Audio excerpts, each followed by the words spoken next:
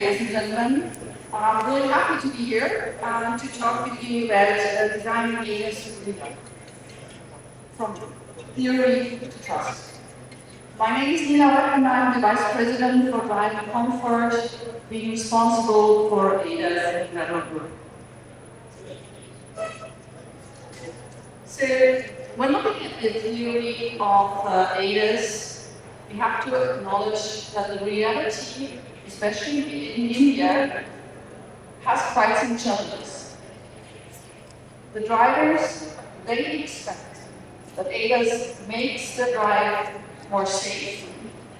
That means that it prevents accidents. So that's why there should be the safety systems like emergency braking, lane keep, blind spot awareness, and so on. But also to make your drive far more comfortable, to ease your drive, to reduce the stress. And that's why we have the comfort systems. Adaptive cruise control, lane centering, highway assist, navigation on autopilot, etc. But today's ADAS is mainly designed for structured roads, for standard road users, and also for very predictable traffic. With full-based driving, speed limits, lane discipline, and also discipline on how you're overtaking and following, keeping the distance. When you look at the reality in India, it's quite different. I lived in Bangalore for almost 3 years, some years back. And that's why I also know firsthand how daily life looks like for an average driver. We have very diverse road tracks. We have very mixed and also non-standard road users. You already heard about the auto rickshaws, but we also see the bikes which are heavily loaded. And so for the ADAS system, they have a very oddly shape. So how do we even recognize such kind of traffic? We have cows, we have dogs. It's just completely different to what the ADAS system is trained for in other parts of the world. And at the end, all these participants in the traffic, they negotiate around space. So that means when you're not adapting ADAS for these kind of road conditions, you will cause a lot of errors, you will have intrusive interventions, and this will really annoy the drivers and will cause a lot of mistrust into the system. That means as a first step, we have to understand the Indian driver. What is their reality? What does it mean to constantly navigate in such a high level of uncertainty? That means, if you're looking at the reality, we have the 360-degree situational awareness of every driver. I think we're so much used to it, you might even not recognize this. How much you have to drive completely differently in India compared to other countries. You not only look at the cars in front of you, but you have two-wheelers cutting in. Then you have crossing pedestrians. We have vehicles joining from side roads. You have wrong-way drivers. For example, in Europe, usually when there is a wrong-way driver, there is even an alert via the radio so that people are aware. I think you cannot imagine this in India because it will be a constant alert. So we have the animals on the road, we have potholes, which can be even to a size that it is very dangerous. Speed bumps, which are even on highways. So that means the driver has to be really very much assertive and aware of many more things around him. But these gender ADAS systems, they are designed for structured roads and standard targets. When you're looking on the driving side, you also see that the drivers, they have to constantly to read the intent of what other drivers are doing. Will this person help cutting? Will this person maybe do something which might affect my way of driving? He has to anticipate the traffic around him. And for sure, we see people, they follow the informal lanes. They go with the speed the traffic is around him. It might be below, it might be also above the speed limits. That means the traditional ADAS system just doesn't go with the flow. And last but not least, even drivers in hardware has to do with very small margins. That means they drive very close to the driver. There are regularities. There are headlines. Everybody seeking. People share the links. So this is the standard of every Indian driver every day. But with the standard ADAS system, we don't have constant early collision warnings. We don't have partial gain, emergency braking, which are perceived to the message. And for sure, what about the lane warning? Do you really need that instead of following it? So, what does it mean?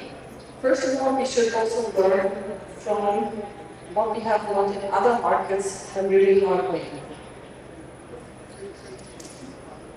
I've just pulled out now not a survey of our own cars, but this was a survey done in the UK with people who were using various brands.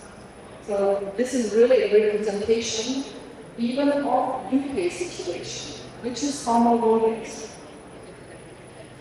Interestingly, many people are annoyed with some features, and then they switch it off. So 42% of the drivers disable lane keeping assist and lane departure warning systems. 46% they turn on the speed limit system. We also have a situation that up to 33% of the drivers they turn off the ADA due to the fear of phantom braking. Because they heard about such a thing like phantom braking in social media and other sources. So they fear that this could also happen to them, and they want to keep the control over the car and over the car behavior. That means it's also about the trust, so they want to trust the systems. Another learning is AMCAP doesn't cover all our real-world scenarios. For sure, there is a possibility to just hunt for the stars and optimize the system only for those scenarios defined by AMCAP. But that will not add value to the drivers. This will cause mistrust, and this will cause also people switching off the systems. This even correlates to the next point. More features does not mean more safety. In fact, especially when we look in China, it's just the opposite. Because the hunt for features caused that it was more like a kind of a minimal variable product. Because yes, you have it in the list, people see, you can tick mark. But does it really work in the daily life? As always, where do you prioritize your team on? Is it making one feature more robust? Or do you just add more and more features so that you have them in the list? But on which level of quality? And last but not least, what we have also learned the hard way is that there is a lot of misperception by drivers if we don't educate them. So their trust into the ADAS system goes beyond the capabilities. They consider comfort functions, which are only on a safety classification of QM. They consider to be already a safety feature, like ACC. So, and with that, they over-trust or autopilot, causing really massive fatalities in the world. So, when designing ADAS for India, we have to move from theory to trust. First of all, we have to tune the perception for India. We have to detect two-wheelers, pedestrians, and all participants in the traffic. We also have to track them properly. Because, just giving one example, if you have a bike in front of you, it's easy to detect it's a bike because of the shape. But if you're using a radar and you're passing by the bike, it's quite a high surface. So there are ADAS systems in the market. If you don't track those, so that means this is very challenging to develop the systems in such a way that they really detect all these objects in the right way to define also what's the right way of going forward. And we have also a lot of obstacles like barricades, speed bumps, and potholes, which are extremely difficult to detect by our ADAS systems. But for sure, I think as a driver, you know, in front of a pothole, you have to slow down, otherwise it might harm yourself, it might harm the car. Another topic is to really adapt the thresholds and to improve the progressive intervention. So we have to tune the ADAS system based on speed, traffic density, implement risk-based triggers, and we have to acknowledge that the drivers, they prefer a more progressive braking and a gentle steering intervention compared to other markets. And to avoid the misuse of the system, we also need driver monitoring systems, because if people are overly confident with the ADAS system, they will put their hands away, they will start reading their smartphone, they will do many other things while driving, even their ADAS system is not capable to manage this level of autonomy, what they are anticipating.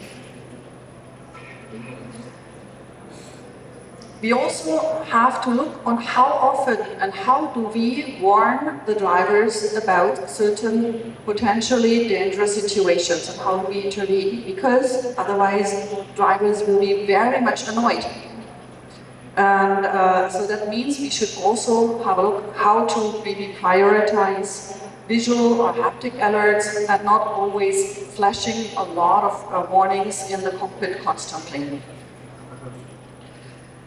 We should also personalize over time so that we learn the driver's behavior and to adapt to his style, and also to personalize thresholds. Last but not least, it's very important that we validate on real Indian scenarios. To build local scenario libraries, to tune for the real world conditions. To continue the tuning even after SOP and improve those software via multi-ECU floater, so that we can take the learnings, the feedback of the drivers, where they are saying, okay, there are a lot of situations which are maybe not good, which are not comfortable. That we take their feedback, improve the software, and deploy this. For this, we also need a good architecture. That means a software-defined vehicle with a centralized architecture is even supporting us in implementing such after SOP improvements. And for sure, we also should include specific Indian scenarios in NCAP regulation. So just to give you an example, you know, we have recently revealed our new duster.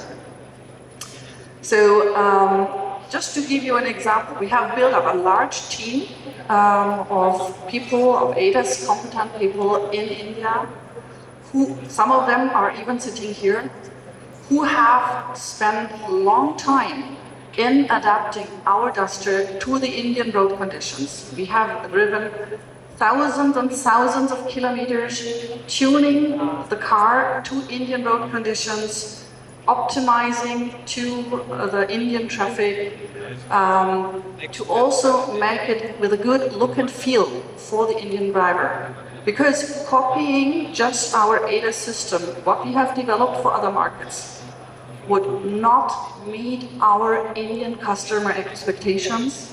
It would not meet the requirements of the Indian traffic. So, to summarize, ADAS for India has challenges and chances. Without adaptation to India, without real-world validation, and without the driver education, the driver, they will lose trust into the ADAS system.